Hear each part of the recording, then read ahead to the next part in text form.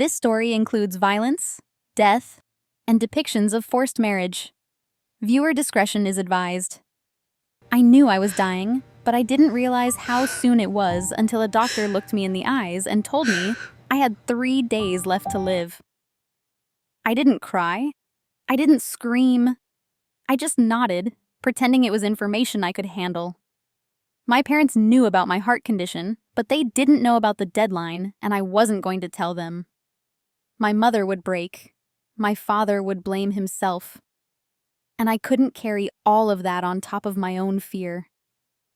The truth echoed inside me like a ticking clock. I didn't tell the doctor to repeat it. I didn't ask questions.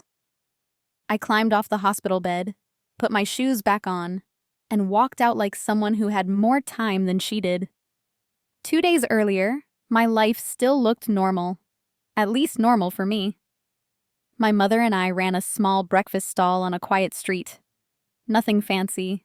We sold bacon sandwiches, hash browns, fruit cups, and cheap coffee. Most people came because we were affordable, not because we were special. I didn't mind. It gave us something to wake up for. My father worked across town as a butler for one of the wealthiest families on the East Coast. Their estate looked like something pulled from a movie. White columns, fountains, and a driveway that felt longer than our entire block. My father had worked for them since before I was born. He was loyal, disciplined, and always careful. He kept his head down. He served them without complaint. And he respected the matriarch, the elderly woman who ran that mansion like a kingdom. She wasn't warm, but she wasn't cruel either. She once told my father that when she died, she wanted her heart donated to someone who needed it. She even stamped the document herself. I didn't know that at the time. That morning at the stall felt like any other until he walked up. He looked out of place, too clean, too confident, too expensive for our sidewalk. If I could guess his age, I'd say 28, or maybe 29. Sharp jaw, dark hair, eyes that scanned everything before they settled on me. "How many sandwiches do you have left?" he asked. "About 30, I replied. "Why?" "I'll take all of them." I blinked. "All?" He nodded, pulled out his card, and then said, "Give them to the kids around the corner." I stared at him like I wasn't sure he was real.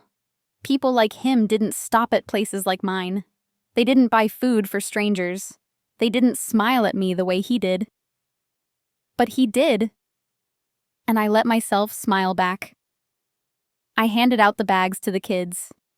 They laughed and shouted and jumped around like Christmas came early. He watched with his hands in his pockets, a soft look on his face I wouldn't understand until much later. Then, everything changed. 3 black SUVs rolled up. They stopped too sharply to be normal. The doors opened fast. Men in dark clothes stepped out. They weren't confused. They weren't lost. They were coming for him. I didn't even think. My body moved before my mind caught up. I shoved him to the ground just as shots exploded across the street. People screamed. Cars screeched. My heart raced until I thought it would tear open. He grabbed my arm and dragged me behind a concrete bench. More shots fired. One bullet hit the pavement so close to my hand that I felt the heat of it. Another shattered the glass of a bus stop behind us. When the shooting finally stopped, his men, who I didn't know were his men at the time, appeared out of nowhere. More black cars, more guns. They surrounded him like a shield. He stood up and looked down at me. "Are you hurt?" "No," I said, even though my hands were shaking so badly I couldn't stop them. He looked at the blood dripping from his own hand where a bullet had grazed him. He didn't flinch. He just said, "You're going to the hospital." "I'm fine." "You're not. Get in the car." I didn't argue. Not because he sounded commanding, but because I suddenly couldn't breathe right. Maybe fear. Maybe adrenaline. Maybe the heart problem I kept pretending wasn't as bad as it was. At the hospital, he registered himself too. He spoke quickly. He paced. He kept looking toward my room like he wanted to check on me, but kept stopping himself. I fell asleep at some point. When I woke up, he wasn't there. Only the doctor. Only the news. 3 days. 3 days left unless I got a new heart. I checked myself out later that afternoon and told the nurse my parents were on their way. They weren't. I walked home alone. I told my mother that the doctor said I needed more rest. I told my father I had been dehydrated. I lied with a straight face. I hated myself for being good at it. A few days later, he showed up again. I was wiping down the stall counter when he stepped up to the cart with his injured hand wrapped in clean bandages. For a moment, I wanted to ignore him. For a moment, I wanted to yell. "You left," I said quietly. "At the hospital. You just left." His jaw tightened. "I shouldn't have. I'm sorry." I didn't know what to do with the sincerity in his voice. People like him didn't apologize to people like me. "Let me take you out," he said. "No. Please. I owe you. You don't owe me anything." He sighed and rubbed the back of his neck with his uninjured hand. "Okay, then maybe I just want to see you again. Is that allowed?" My cheeks warmed in a way I hated. "Fine, but nothing fancy." "Deal." He bought snacks, not dinner. Ice cream, not wine. We sat at the beach and ate while waves rolled in steady lines along the sand. He told me his name was Liam. We talked about small things, the weather, music, childhood games. He didn't ask about my health, and I didn't tell him anything either. I let myself pretend I wasn't dying. He stood and offered his hand. I took it. We danced badly on the boardwalk, like two people who had forgotten the world was chaotic, dangerous and unfair. When he pulled me closer, his hands rested on my hips like they were made to be there. He leaned in. I leaned in too. Our lips met. It was warm and soft and startling. Then my chest tightened again. Hard. Sharp. Like someone had tied a rope around my lungs and pulled. I stepped back. "I need to go." "Diana, wait!" But I was already running. My legs carried me through the streets, past houses and streetlights, until everything blurred and folded. I collapsed a few steps from home. He carried me to the hospital again. Doctors rushed in. I caught pieces of their voices. "No pulse." "Wait. We've got something." When they stabilized me, they said the words I already knew. Without a transplant, I wasn't going to make it. 36 hours, not 3 days. I didn't see my father's face when they told him, but I saw him afterward. Calm. Too calm. The kind of calm people have when they've already decided what they're willing to do. He remembered the matriarch's promise, and he chose a path I didn't know existed. A path I would pay for later. My father made his decision the night the doctor said I wouldn't survive another day. He didn't cry. He didn't panic. He just sat at the edge of my hospital bed, holding the paper the matriarch had signed years ago, and whispered, "You will live, Diana." His voice didn't tremble, and that was the part that scared me. My father never spoke that quietly unless he had already settled on something he couldn't take back. I didn't know where he went after that. My mother slept on the hospital couch, exhausted from crying. I lay awake listening to the machines echo my heartbeat, each beep reminding me how slowly I was slipping away. The next morning, the matriarch of the house where my father worked collapsed without warning. The staff rushed her to the hospital, but by the time the call came to my father, she was gone. The doctor declared it sudden, peaceful, natural. That was the word they used, natural. even though there was nothing natural about what happened. My father brought home a small box of tea packets that night. My mother thought they were a gift from the family. She made me a cup before bed. I drank it, grateful for the warmth, grateful for anything that wasn't bitterness or fear. 1 hour later, I dropped the cup. My hands wouldn't stop shaking. I tried to call for my mother, but my voice wouldn't rise. The world tilted, and before I hit the floor, I saw my father's face. He wasn't surprised. He wasn't confused. He simply whispered my name like he was begging me not to hate him. They rushed me to the hospital again. This time, I didn't wake up right away. While I slept, surgeons cut open my chest and placed another woman's heart inside me.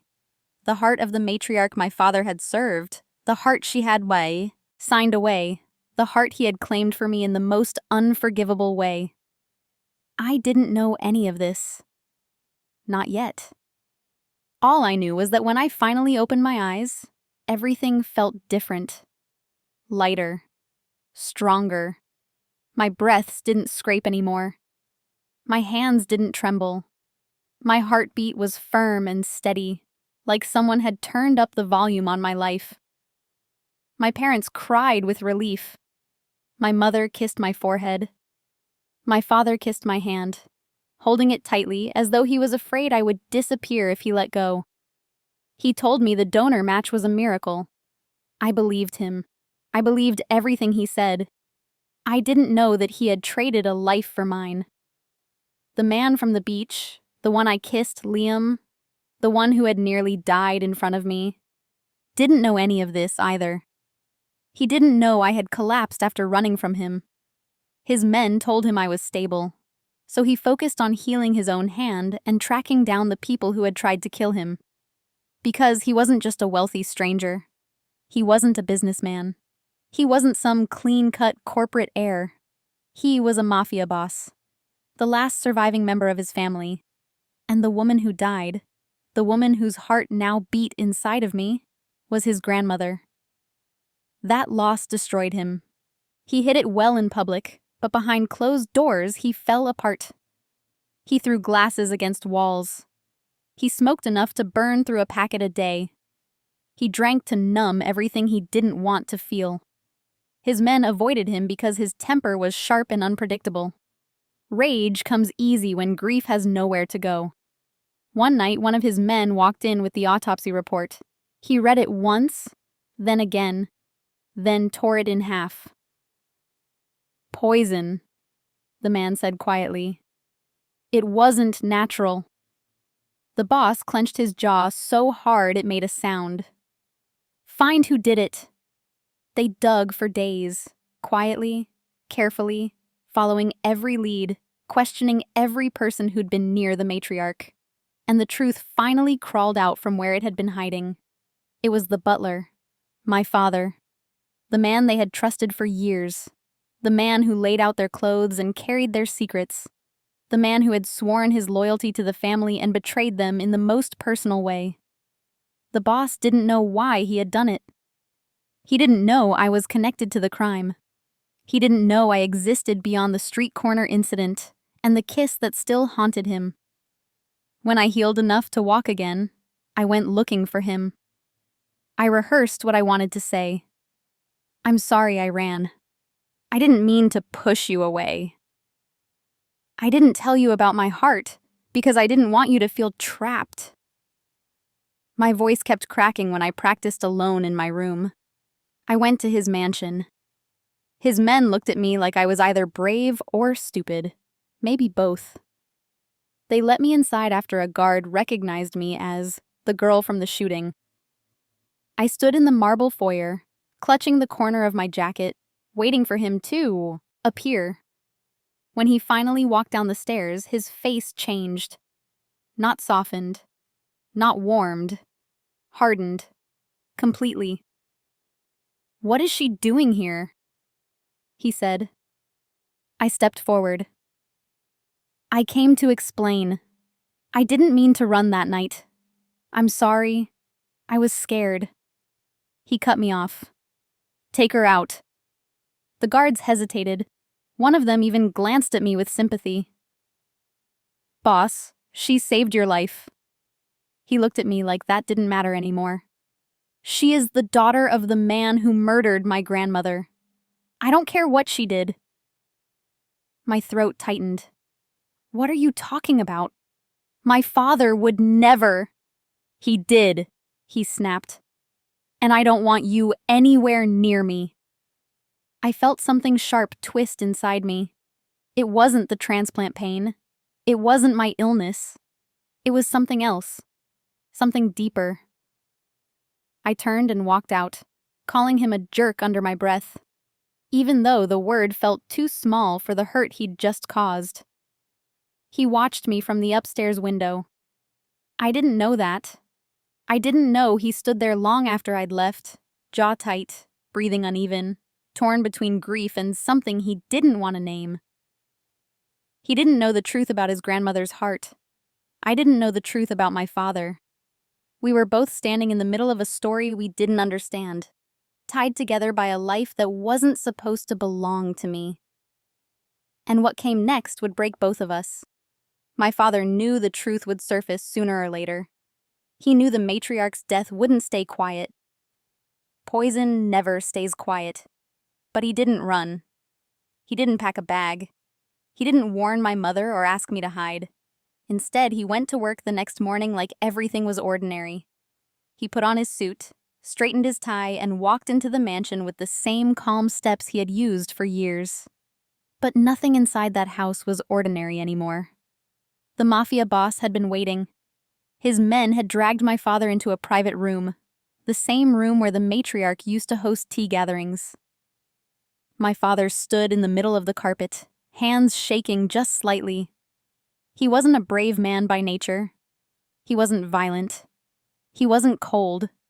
He was a quiet servant who had spent his life obeying people who never really saw him. But he saw me. He saw me on the brink of death, and that changed something inside him. When the boss walked in, the first thing he said wasn't a question. It wasn't a threat. It was a statement spoken like a blade. "You killed her." My father lowered his head. "I didn't want to. I truly didn't want to." "Then why?" The boss's voice cracked in a way he probably didn't notice. "My daughter," my father said softly. "She was dying." Silence flooded the room. "And you chose my grandmother," the boss said. "Because she signed a paper years ago?" "No," my father whispered. "I chose her because she was the only one who ever said yes. Doctors said Diana had hours left. I had no time. I panicked." "That's not panic, that's murder." My father swallowed hard. "I know, and I'm sorry." The boss let out a low laugh, flat and humorless.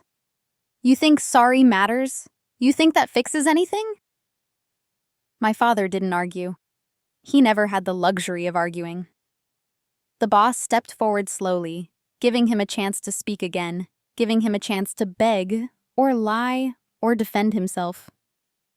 But my father didn't do any of that. He said the one thing that sealed everything.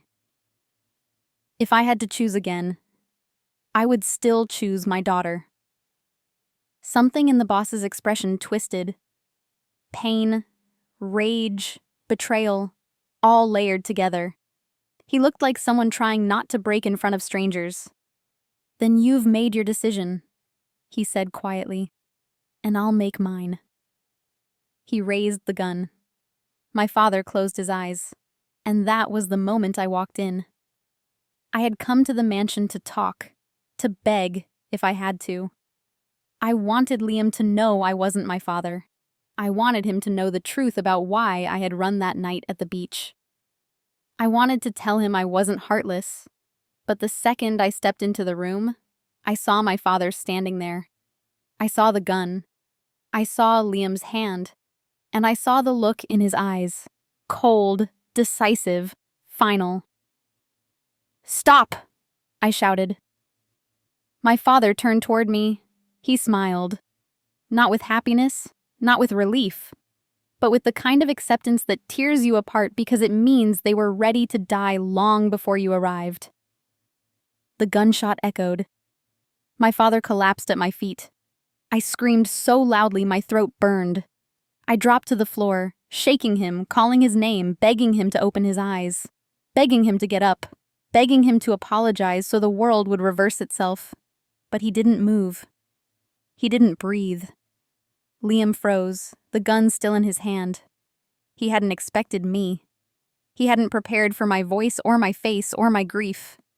His men looked away, uncomfortable, because even killers struggle to watch innocence shatter. You killed him, I whispered, my voice barely audible. He murdered my grandmother, Liam shot back. And you murdered my father. He deserved it. No one deserves this, I said. Not like this. He opened his mouth like he wanted to say he was sorry, but the words never came. Or maybe they came, but he swallowed them before they escaped. One of his men stepped forward. Boss, what do we do with the girl? Liam looked at me. My face was wet. My hands were covered in blood. My entire life ripped open in seconds. Take her, he said. She's not going anywhere. His men grabbed me by my arms. I fought them, kicking and screaming, but I was weak. I was still recovering. They dragged me out of the room as the room filled with the awful silence that follows a shot. They put me into a black car and drove me to another property, one of the Mafia safe houses. A place with tall gemmas, walls and locked gates. A place meant for enemies, not grieving daughters. Liam arrived hours later. He stood in the doorway of the bedroom they locked me in, his shoulders tense, his jaw clenched. He looked at me like he was fighting himself. I didn't want you to see that, he said quietly. But you wanted to do it. Yes, he admitted, and I don't regret it. I wiped my eyes with the back of my hand. Then why am I here? Kill me too. His eyes flashed. No. Then let me go. Also no. Why? My voice cracked. What do you want from me? Your leverage, he said. Insurance. And you're also his daughter. And that means what? It means you don't get to walk away from what he did. I stared at him, chest rising and falling too quickly. You're punishing me for his choices? If I let you go, he said, your mother becomes a target for someone else. Someone worse than me. If I keep you close, she stays alive. I hated that it almost made sense. I hated that his logic wasn't clean, but wasn't chaotic either. I hated that he seemed torn even while trying to be cold. What do you want? I whispered. He hesitated, and that hesitation terrified me more than his anger. We're getting married, he said. My heart dropped. You're insane. Probably, he said. But you're not leaving, Diana. Not anymore. You killed my father, I said. I will never forgive you. I don't need your forgiveness. Then what do you need? He looked at me for a long time before answering. Control, he said. Revenge. And maybe punishment. He didn't explain whether the punishment was for me, for him, or for both of us. He just said, the wedding will be quick. You'll stay in this room until then. Don't test me. And then he walked out and locked the door. That was the beginning of the marriage that should never have existed, born from a death, fueled by anger, held together by pain neither of us knew how to put down. What came after only got darker. The wedding was a blur of faces and ink and paper. They signed things that made it official. No flowers, no vows, just a quick ceremony in a private room with 2 witnesses and a judge who didn't ask questions. He stood across from me like a statue with a bruise for a heart. I wore a dress my mother bought me because she cried if I refused. My father was gone. My name changed on paper, but not in the way that mattered. We moved into a house that felt like a museum of him. There were portraits of men I had never met. There were rooms that smelled like money and cologne. I had a bedroom with heavy curtains and a lock that didn't belong on a normal door. He gave me servants, not friends. He gave me rules. He gave me walls. He also gave me his temper. It showed up in small things at first. A slammed cup when someone spilled wine. A shouted order at a guard, who arrived late. Then it grew. He punished small slights like they were betrayals. Once I left a towel on the floor. He walked into the room and ripped the towel from the hook as if I had committed a crime. He said nothing for an entire day. Then, at dinner, he refused to look at me while I ate. The silence lasted for hours. When he finally spoke, it was only to say, "You will learn to follow rules." I learned to move like I was invisible. I learned to eat only while people watched so I wouldn't be accused of stealing. I learned to keep my head down because the alternative was worse. But we weren't only cold rooms and rules. There was a heat between us that neither of us could name. It was ugly and quick. It arrived like a storm in the middle of a drought. We argued about nothing and everything, and then we kissed. The anger turned to need so fast it felt like someone had flicked a switch. It was an intense, desperate collision of anger and need. The fury between us turned into a consuming heat, and we often woke up in the morning with eyes that refused to meet, ashamed of the surrender we both felt. The first time it happened, I swore it was a one-time thing. We had been yelling about something small, an offhand insult, a slight he swore I had meant. When the words turned into a shove, and then a reach, and then a kiss that was too hard to ignore.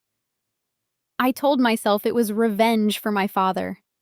I told myself it was proof that we both hated each other more than we loved. But the next night, we did it again. And then again. The pattern became a brutal loop. Fury.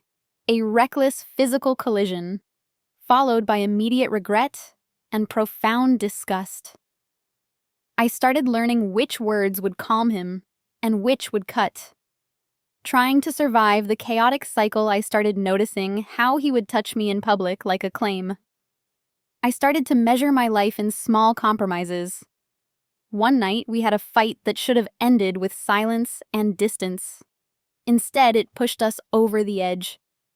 He accused me of smiling at a waiter. I grabbed my bag and walked toward the door. He moved faster. He caught my wrist in that dangerous way of his. And the sound he made, half anger, half something else, made the room tilt. "Let me go," I said. "No," he answered. His voice was flat and tired and very, very certain. "You're not going anywhere." I pulled away, but he wrapped his arms around me. The confrontation broke into something raw, quickly moving beyond the argument and taking us all over the room. We both needed to punish and forgive ourselves in one motion, and the sudden shift in atmosphere was raw and overwhelming.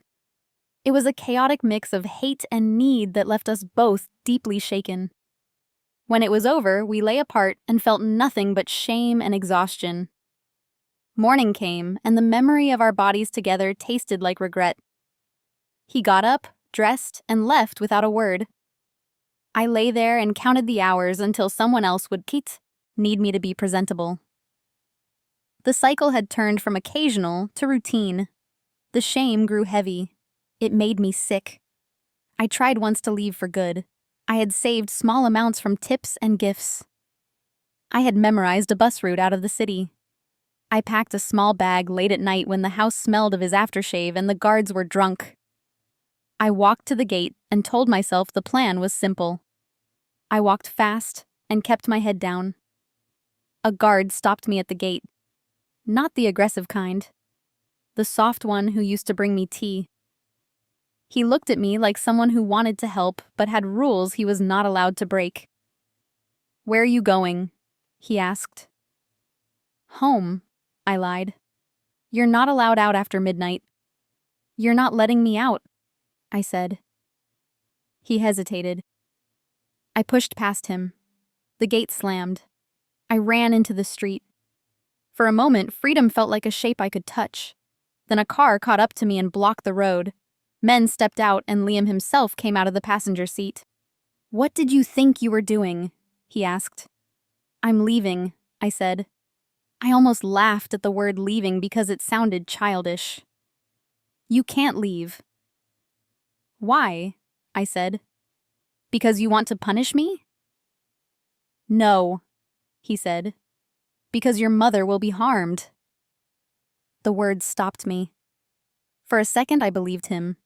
Then the thought of being used as a bargaining chip made bile rise in my throat. Let me go, I said again. He looked very tired. For the first time in months, I saw his resolve falter. I don't want to keep you like this, he said. But I will if I have to. You killed my father, I said. You have no moral ground. I know, he said. Then he did something that shocked me. He stepped closer, lowered his voice, and said, I regret it. Sometimes I wake up at night and I want to throw myself at the wall until it breaks. I don't sleep like I used to. I don't want this for you. I wanted him to suffer. He did. But I don't enjoy this. You don't enjoy it, I said. The words felt like a small mercy. He sighed. I don't. My mother came a day later, barging into the house with a plea in her hands and fear in her eyes. She looked at him and then at me. Her voice shook. Please, she said. Whatever you do, please. My husband. He did what he thought would save our daughter. He poisoned my grandmother, he said. He said it not like an accusation, but like a fact everyone in the room already knew.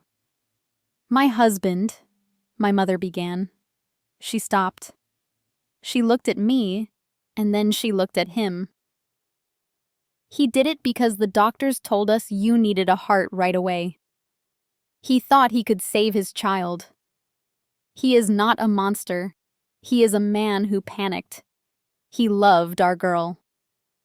Silence pressed into the room. The boss stared like someone who had been hit. You're telling me, he said slowly. He did all of that to save you? He told the truth, my mother said. Her voice was small but steady. Not an excuse, not pride. He wanted his daughter alive more than he wanted to be right. He was desperate. I watched the boss breathe in and out like he was measuring the world. After a long beat, he said, I regret what I did to him. The words were raw. I did what I thought justice demanded. He touched his chest with a flat hand. Sometimes I think it was the only way. My mother stepped forward and took my hand. Her eyes begged. Please, let her go. He looked at me. He looked at my mother. He looked at the small woman who had been willing to sacrifice another life. Finally, he said, We will divorce. I'll sign the papers. She can leave. My legs shook. Relief and rage warred inside me. I wanted to run to my mother and apologize and hug her and scream. But I also wanted to spit in the face of the man who had killed my father and then kept me like a prize. Sign them, I said. Now. He studied me for a long, impossible moment, and then nodded. Tomorrow, he said. Tomorrow we end this. That night I packed, but I didn't leave. I sat on the bed and listened to the house breathe.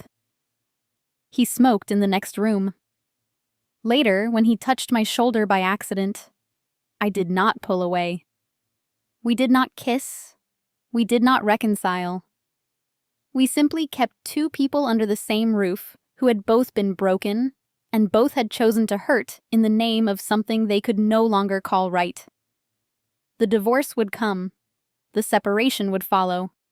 Neither of us knew yet how much of us would survive the heartbreak. The divorce papers were signed quietly. No shouting, no dramatic scene. Just two signatures on a stack of documents that ended the most painful chapter of my life. He slid the pen across the table without looking at me. I didn't look at him either.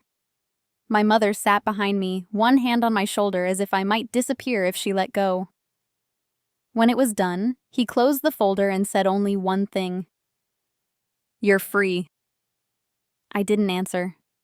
I stood up, grabbed my bag, and walked out of his house without turning back.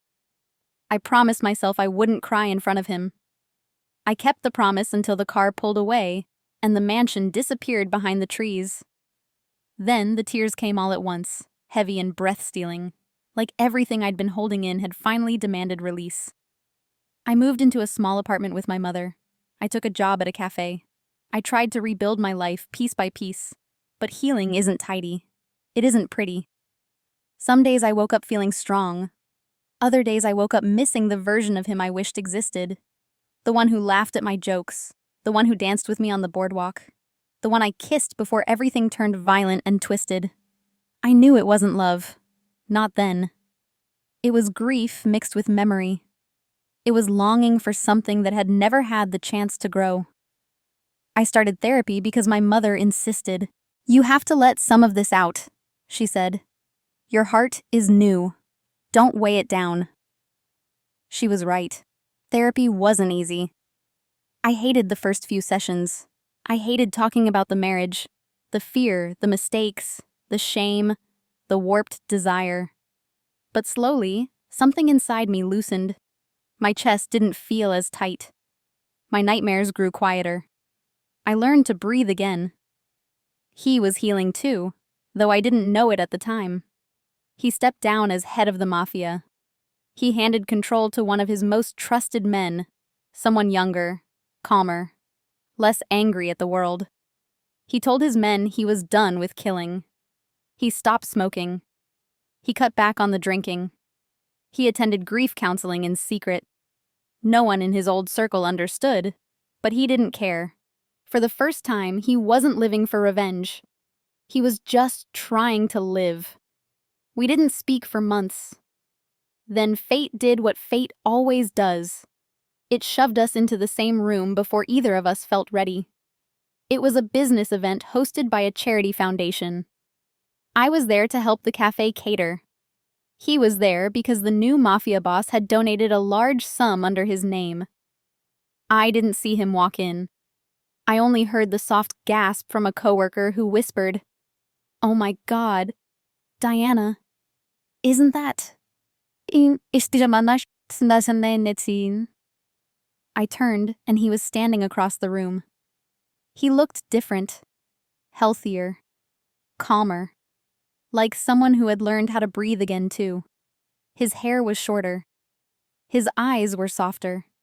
He stared at me like he wasn't sure if he had the right to say my name out loud. I looked away first. My hand shook as I adjusted a tray of pastries. I didn't want to talk to him. I didn't want to feel anything. But he walked toward me anyway.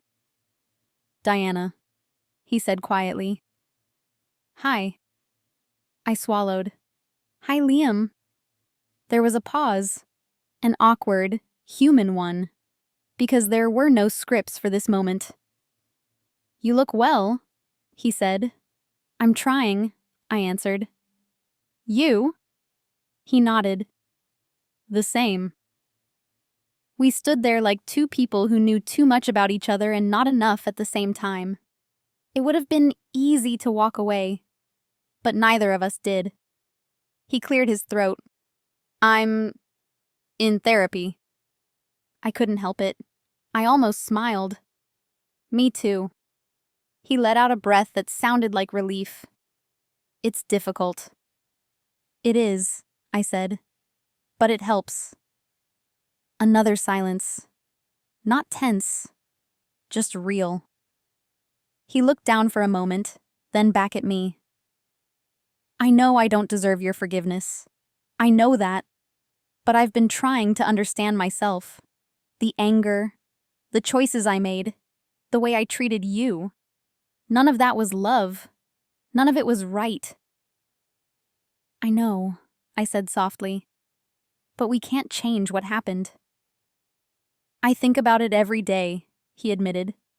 Not to punish myself, just to learn. We didn't hug. We didn't touch. We just stood in the same space for the first time without fear or fury between us. After the event, he asked, would it be strange if we talked sometime? Not as enemies, not as whatever we were, just two people. I hesitated, then nodded. Talking is fine. Talking became texting. Texting became coffee. Coffee became walks around the city at sunset. We talked about therapy exercises, grief, guilt, recipes, childhood memories. Sometimes we didn't talk at all. We just existed near each other, quietly, peacefully, something we had never managed before. The friendship grew slowly, like a seed finally getting the right soil and sunlight. And from it, something else began to grow too. One evening, we volunteered at an orphanage together, painting walls, handing out toys. The children loved him. It surprised both of us. He looked at me across the playroom with an expression I hadn't seen since the boardwalk. Soft, curious, wanting. On the balcony that night, after the event ended, we stood under warm string lights. He said, "Can I ask you something?" "Sure." "Do you ever think there's still something here? Between us?" My chest tightened, not from illness, but from emotion. "Yes," I said quietly. "But it can't be what it was." "I don't want what it was," he said. "I want something better, something honest." The air shifted. He stepped closer. "Diana," he whispered, "I've loved you longer than I've understood how to love." I didn't answer. I moved first. I kissed him. Slow, steady. Nothing like the desperate, angry nights of our past. He kissed me back with a gentleness that made my heart ache in a different way. The air shifted, and the balcony became a blur of warmth and shared vulnerability. Our hands finally found each other, whispered apologies passing between us. It was gentle, patient, and intentional. Not violent, not punishing. Just two people finally choosing each other without guilt or force. Weeks passed. Our relationship grew the way it should have grown the first time. Slow, patient, intentional. We cooked together. We cleaned together. We visited my mother. He apologized to her properly, and she forgave him, tears in her eyes. One evening, under a quiet sunset, he knelt in front of me. No audience. No diamonds the size of a house. Just him, holding a ring with trembling fingers. "Will you marry me?" he said. "For the right reasons this time?" My throat closed. My heart, her heart, beat strong and steady. "Yes," I said. "I will." We married again. Not as captor and captive. Not as enemies. But as two flawed people who had burned down their lives and rebuilt something gentler in the ashes. And this time, it was a happy ending we both chose. We were destined to collide. Even if every broken choice pulled us here.